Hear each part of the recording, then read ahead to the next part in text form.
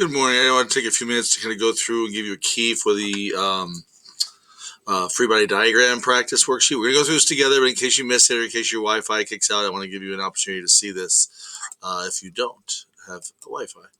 So what a free body diagram does is it provides us with information about the forces that are acting on an object at any one time. So what it does is it just draws the lines of forces that are acting on an object. So for example, if I have this egg, I'm using a drawing tool here. I have a force coming down. What is that? So that force down, I guess I can do this. Nope. Sorry.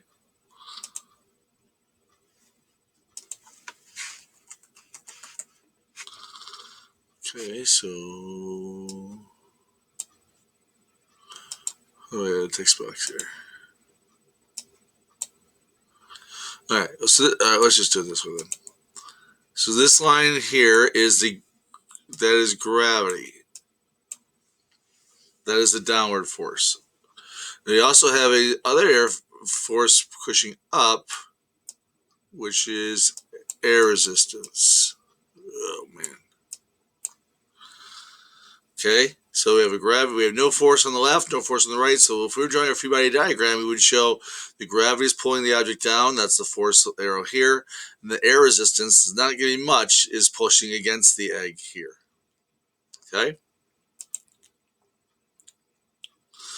A flying squirrel is pushing off of a tree. So we have kind of three of them here. We have, again, we always have a gravity. Now the squirrel moved off in this direction. So it's got this force here. That's the applied force. It pushed off of a tree, so it applied a force in this direction. However, the resistance of air resistance is in this direction. So you'd have these three forces. So you'd have the applied force. You'd have gravity. I apologize for my writing. And here we have the friction of air resistance. Okay? And his motion would be a result of the applied force friction. So his motion would actually be, if the squirrel was flying, it'd be something along this lines here. It'd be a combination of these two forces would apply to give his velocity for the downward direction. Gravity would be pulling down. He'd still be going here, but he'd be decelerating because the friction would be slowing him down. Any questions on that? I hope not. Okay, a rightward force applied to a book that's sitting on the desk with a rightward force applied to a book in order to move it across the desk with a rightward acceleration. All right, so here's what we have on this object. We have gravity pulling down. Why? Because we always have gravity pulling down. We have the table holding it up. We're going to call that the normal force. Now they applied a force in the direction to the right to make it move. There will be a slight amount of resistance, probably not much, of friction, because it's going to have friction, sliding friction as it slides across the table. So what we have is the free body diagram where a small rightward force, the application force will be larger than the friction. Gravity is normal, should be balanced. Okay? A college student rests a backpack upon his or her shoulder. The backpack is suspended motion by one strap. So in this case, what we have is gravity pulling down. And because he's holding onto a strap, this is not the normal force, this is the applied force. And they're going to be balanced because it's not falling, even though he will be in a moment if you saw the GIF.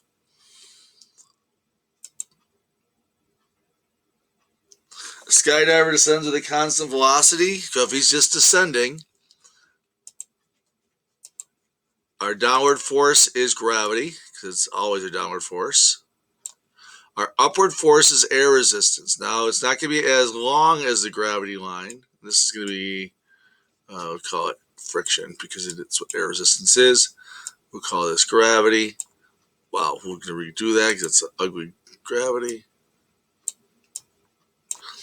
Okay, so gravity's pulling down, friction is working against it. And what you reach, and I don't know if the chapter covered it, is we reach a point called what's called terminal velocity. The resistance of the wind is only so much, there's only so fast you can fall. I think it's like 180 miles per hour or something like that.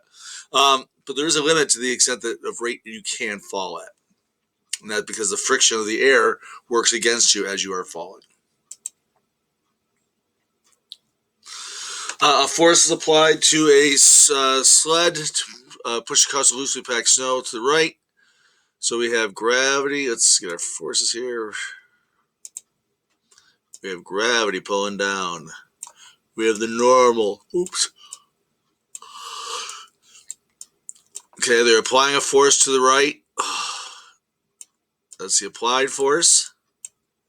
And then there is, because even though they're on a sled, there's a small amount of friction. Okay, you go on this when there's in the winter, so there's a very little amount of friction.